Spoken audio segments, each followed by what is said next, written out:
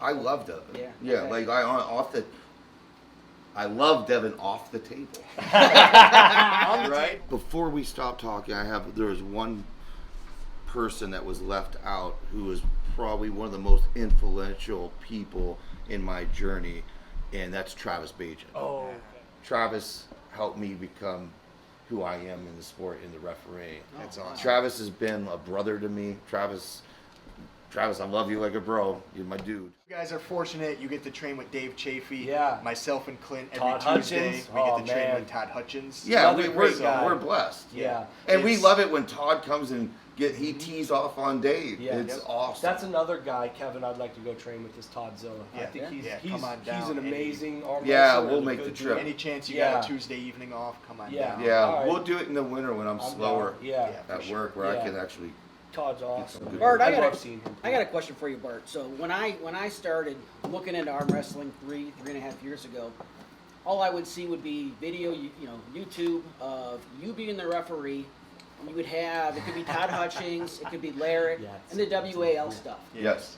I want to know why do you enjoy being a referee? What about it Well- makes it so intriguing and fun? So when WAL was starting, I had the opportunity because of being on Game of Arms. They said, "Do you want to be an athlete or do you want to be the referee?" And my arm after Game of Arms, it was hurting, and I just knew, I'm like, this sport's gonna blow up, and I knew I was gonna need surgery eventually. Sure enough, I had a super match with Otis Tucinovich, who was at the time one of the best 220 pounders in the country, and You ended up. stopped him. Yeah, I and then- won the first round. Then the second round stopped him, and I tried to pronate through, and boom, it finally went.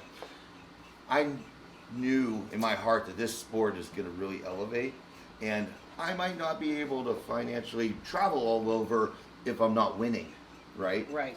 But I figure, shoot, if I take the job as the ref, I'm gonna get my weight covered, and I'm gonna get to be around all my friends and be around the sport I absolutely love. And I took to it as like a challenge to me. I'm like, I want to try to be the best ref I can, and I'm going to battle with these dudes. So it's like I still keep it as a competition for Yeah. me, not just reffing. Like I'm competing against the guys. I'm not going to let them get over. I'm going to try to give them the fairest start and try to take control, which is hard when you have a loose set, Dog. a loose skill set like What's up, G? with WAL for the entertainment value. So then it makes it even harder on the ref. And being the ref for so many years, I've got to really learn how these guys are stealing leverage and their angles and everything like that. And it's helped me jump up my skill set of arm wrestling Oh, I can and imagine. coaching so much I more. like it. From being it so. Yeah. Use it as a challenge. You're playing your Yeah, own I'm game. going to. Oh, hey, if you ever see the videos, like when I'm standing at the table, I'm super serious and getting like look like I'm ready to go fight because I'm ready to go to battle with Devin at the table. Oh, yeah. We talked about that. or when Mike Solaris was pulling, like I'm going to battle with these guys. So that's how I approach my arm wrestling. And now, since we don't have WAL, I've got involved with the WAF, and I'm now at senior advanced. It's as high as I could go till I go to the Worlds to get my masters, refereeing, which I plan to do here next year. I might not be able to make Bulgaria this year, but I'll be there in Canada, and then probably go to North Americans again up in Canada. But I'm definitely looking forward to Peru in 2 years from now, because Peru is going to be where they are going to recognize arm wrestling with the Pan Am Games, with the Olympic yeah. Committee. And we just had a really good breakthrough with the Olympic Committee, with the WAF, that are the para athletes, the European para championships. They used the official Olympic site for streaming. WAF has moved in the room with the Olympic Committee. That's pretty So big. this is going to be huge for the sport. And I just thought to myself, I'm like, well, I want to be with the biggest organization reffing, and when I can't compete anymore, as long as I could see and I still have my head, I Still could be around I the could sport, still for be sure. around the sport I love. Yeah, It's and like So medicine, and I want to try to you know? This I want to sport's I want to go ref at the highest level I Yeah. can. Yeah, and that's what's so cool about the sport is if you get into it, you don't have to go the route me and John are going to try to be the best national champion, world champion, whatever. If you just want to do this sport for fun, Clint just loves being around the sport, doing it for fun. The people are training. amazing. The people Yeah. are great. Yeah, if you want to be a high-level referee like Bart, that's another avenue you can go. Yes. If you just want to come to practice and enjoy being around the Yes. guys You and could- having a hobby, that is If you got a strong arm, Kevin, like guys like us, like you said, you don't have to aspire to be a world, national, state champion. If you got a strong arm, you want to have some fun, you want to sharpen a little iron because you're a competitive guy, Yep. and you want to be around other guys who could use a man like Yeah. you, man, please, we welcome Sure. everybody. Yeah. You might find enjoyment Yeah. at coming in practice and sparring with the guys and helping Yes. them get ready to go compete. Maybe being on a stage in front of a bunch of people gives you anxiety and you don't like that. You don't but have to. you feel comfortable here helping everyone prepare and being a part of something. That's awesome.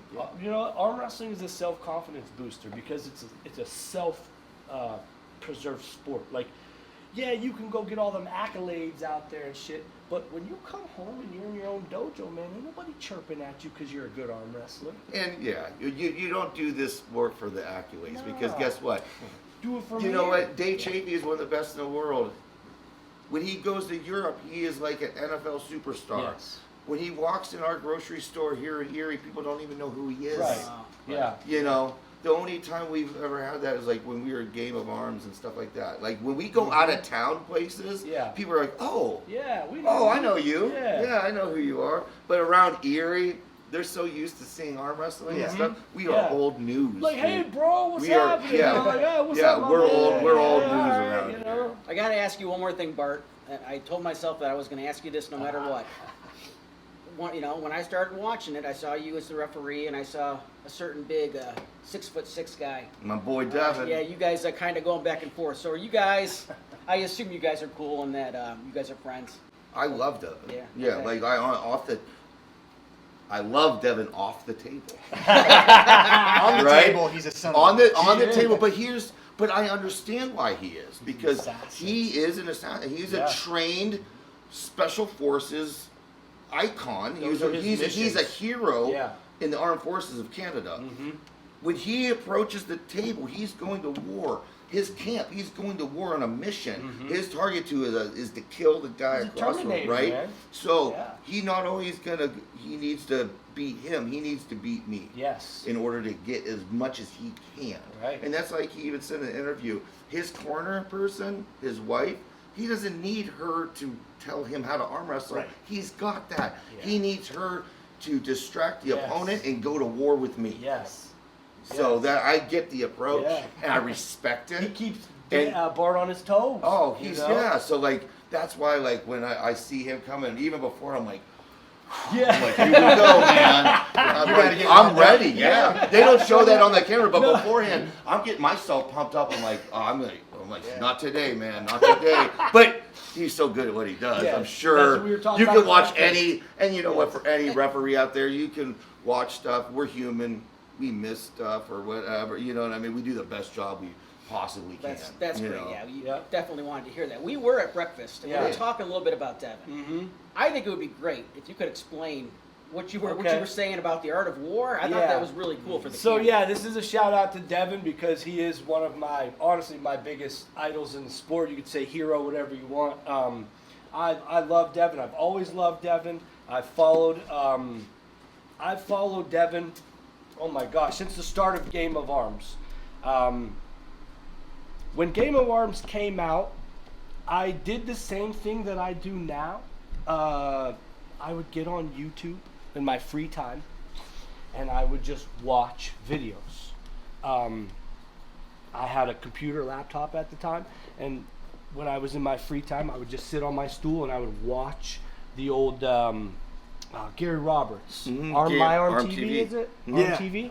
I would because he had great footage. So and you know Ron Bath, Travis, Randall. You had Christian Binney. Yes, all those guys. So True I'd tough watch guys. Devin, and I'm like, man, this dude is just a grinder. Like he's just he doesn't if he complains, it's not like bitching. Like, you know what I mean? Like, some people bitch and complain. The dude is a gamer, right? And I just liked how he fought. Once I learned a little bit more about him, I talked with Bart. Bart, told me some really good things about him. I'm like, it just kind of secured the fact that he is an idol to me. You know, He's what I an mean? amazing human being. So amazing. And then, Love the dude. as I progressed in the sport, he started showing me a little bit more respect, to the point where, like, I could have a 10-minute conversation with him. He'd give me 10 minutes of his free time, and I just would get whatever I could from him. And now it's like, to the point where he'll spend an hour with me on a tournament where we're talking, chatting. I can go to dinner with him. It's just, to me, that's huge. But I always followed Devin, and I would just study him. And when he would arm wrestle, like, I would just sit and watch and study exactly how he is, because there's parts of him that I wanted to be like. So I knew that Devin, he fights differently than any other competitor. He's a very unique and dynamic human, and a special athlete. So, like, I would just laser focus, and I learned that he was a soldier, and soldiers at that high level are not just regular soldiers. They come equipped with extra knowledge, extra training, stuff that people don't see. They're different. Yeah. Just like if you're going to be a champion, you got to be different. So I started telling myself that I need to study more about war, battle. If I consider myself like a warlord athlete, this is a fighting sport, then I need to learn more tactical fighting. I've been in the gym my entire life. I know how to lift weights. I know how to hit a bag. I know how to warm up. I know how to stretch. I know to get my body ready. But I don't know art of war. Like, let's formulate a plan. Let's prepare with that plan. Let's come to the event with that full plan. Let's run that full plan out. And then when the time of battle comes, you have all that preparation. You know how to fight somebody. Like we were talking about, how if someone's too strong one way, keep that pressure, run to a different area. So what I did is I started to study Sun Tzu's Art of War. And it was fascinating to listen to what Art of War really is. And, like, you don't understand it because, they're talking about the sovereign of a nation. Like, okay, if you don't know what that is, how are you going to understand it? So then you have to go back and understand what all that shit means. So, for example, when you watch Devin arm wrestle, he causes diversions, right? So if your main component is here that you need to take down, if I throw a bomb over there to get you to look, now I'm attacking you, right? So if you're such a strong component, I may want to take your attention somewhere else. So he causes tactical diversions. He gets the attention elsewhere so he can create his tactics to commit to the mission and win.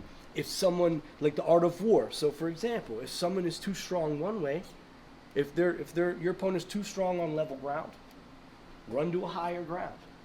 Don't just attack there and fold and I lost because he was too strong. Find a fight. Yeah, in war, the soldiers that have the higher ground always have the Right, advantage, yeah. right? Right. So when the match stops, make sure you're a little higher than your opponent. It might be that much, but that might be all you need.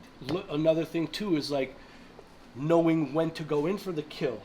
If you got 300 men and he's got 400 men, you don't go in for the kill when you take out half. You go in the kill when you take out 75%. Everyone's always so overzealous to get that win. Oh, I'm in winning position, but I'm only, 5% grade off a center. I'm going for it. Bang! And then you get twisted open. That's not Art of War. Art of War is, okay, I'm 10% off of that center. I only want 12%. All right, cool. All right. Oh, he pushed me this way. Well, I'm still winning.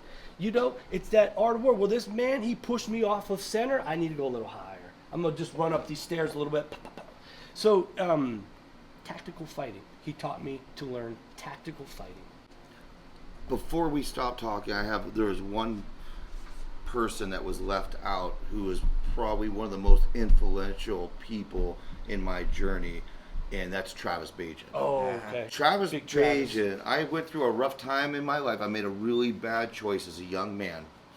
And when I was paying for the price, I became friends with this gentleman, Chad Huff.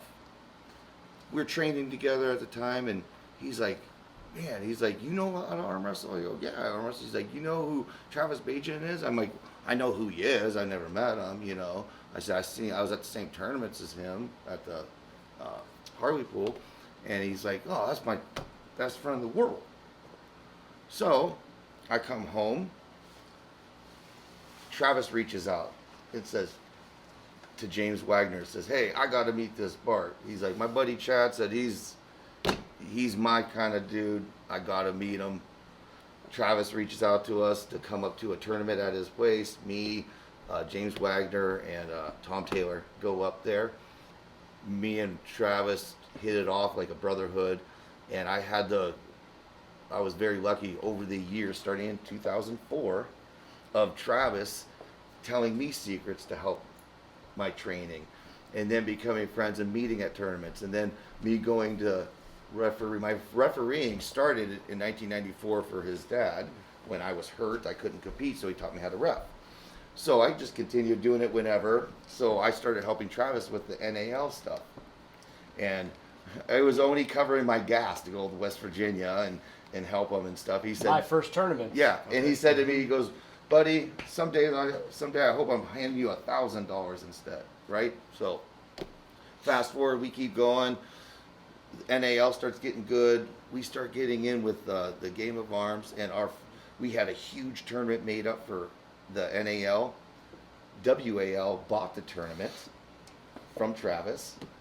Travis walks up to me. I'm refereeing that tournament for WAL. It was the very first tournament in Columbus. Travis walks up to me, goes, hey, he bought the tournament for me. He goes, he gave me $7,000. And he goes like this, he's like, here you go. Hand me half of it. Travis handed me $3,500. Nice. And he goes, that day finally came, my man. Yeah. And he told Steve Kaplan, he goes, well, who do you think we should have? He goes, you already have your head referee. Travis helped me become who I am in the sport, in the refereeing. That's awesome. Travis has been a brother to me. Travis, I love you like a bro. You're my dude.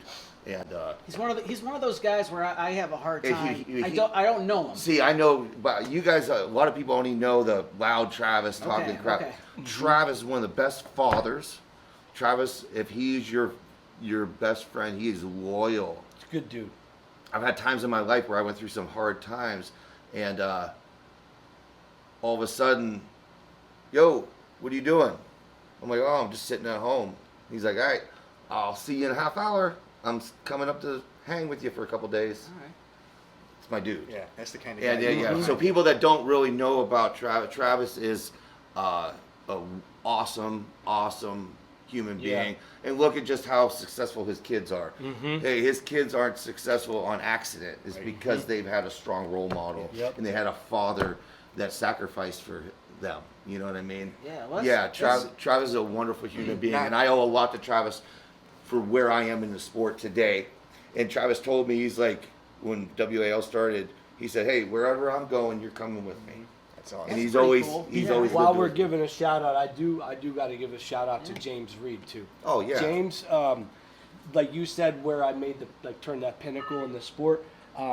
James also has helped me with a ton of opportunities. And his wife is part of our, Michelle's you know, she's awesome. from Erie. yeah. Yes. She's Team Scorpions. Relentless. Yes. Yeah, I've Um, known them since 1994. James has picked me up here for multiple tournaments and taken me all over. Never He's our charged me big a dime brother, for too. damn near anything. Do you know James? I do. Yeah. Yeah, I've met him a few James times. is a good dude. He does a ton for the sport. He's down, is it Harrisburg? Yeah, he's right at our now? Keystones, which we Keystones? normally would be at, Right. but James was asked to run the tournament next week in Chicago at East West Fest. Him and Michelle are going to train with Fila and Malin over in Sweden, so he can't be there. So We're gonna he go told out Robert there. Baxter, he said, "Can I have son Bart instead to Mhm. run the tournament?" Yeah. And Robert Baxter said, "Yeah." So that's where we're going. We're leaving Thursday evening. We're headed And there. it's my birthday weekend this Yeah, weekend. I got exactly. birthday Yeah, plans it's gonna be a tomorrow, good so time. We're gonna help put on that big tournament the Yeah. night before the pay-per-view. yeah. Awesome. Yeah. So definitely shout out to So, James. Thank yeah. you for We have everything. He's helped me with a we lot have of an stuff, extended man. family in Yeah. our sport, and Yeah. that's why I love it so much. Yeah, Yeah. yeah, man. You guys ready to get For some sure. training in? Yeah. I think so. Let's so get yeah, it in, we're gonna boys. end the interview there. Please. Oh, hey, and a shout out right here. Yeah. If you guys don't know, the grip deck, Yep. GD Mini. This is the max. This is the for hard pressure. Clamping, guys. It's not always fingertip. Clamping. Yes. When we grab our opponent, we clamp Yep. down. Give you that little This, gap in there. This is the gripper that you want. Yes. GD Max. I can't say enough. Zach, we love your product. He's a great human being too. Yep. He's going to be helping me up at the tournament next week. Yep. Just Yeah. great people in the sport. Hell This yeah. is the first time I've used one, and I just during this interview I've been just Isn't it Closing awesome? it How like many this? different angles? So Yeah. set it in your hand for different setups yeah. that I you mean, might you could want. use it with your Right. thumbs. I go like this. I set Yeah. like different opponents. Yes. Do I want to Yeah. come out here? Do I want to clamp and come in here? I It's arm very wrestle. it. comfortable too. It's a comfortable tool. Like you It just is. want to use Yeah, it. you could sit anywhere Yeah. and use this. This If is you're at the just- movie theater, Yeah. you can use it. If you're in your house, you can use it. In your I car. hey, I have one on my recliner seat and I have one in the car. Yeah. And this is his first one too, really. So he said he hooked up with a new company and Awesome. like a lot of new product. I'm excited to see what he's got coming out. I know he wanted to work on something, a thumb we talked about, like for thumb pressure. Mm-hmm. So the dude's Oh pretty yeah, smart. he got an attachment now that you can put on this. It's like you're Are in you the palm of the serious? hand. Yeah. Him and I were talking about that like 6 months ago. He's got it That's now. awesome. Yeah. So definitely, this is just one cool thing that John has in his basement. Oh yeah. Just wait, that's If coming you next. guys want to see us use all this other Yes. equipment, please subscribe to the channel Yes. because we're going to be putting out another video where myself, John, Bart, we're going to get some training in. And I don't know if you guys can see this picture here, but we're going to put it up on the screen. And John has this original machine that his dad used to win the world championship Yeah. on. That Dan It's Carr made. Dan Yes. Carr made in the 80s. Yes. And we're going to be using that here today. So please subscribe to the channel. We want to thank John and Bart for being here today. Thank I you hope guys. you guys enjoyed this. And we'll catch you on the next video. Going to get a good workout Stay in. strong.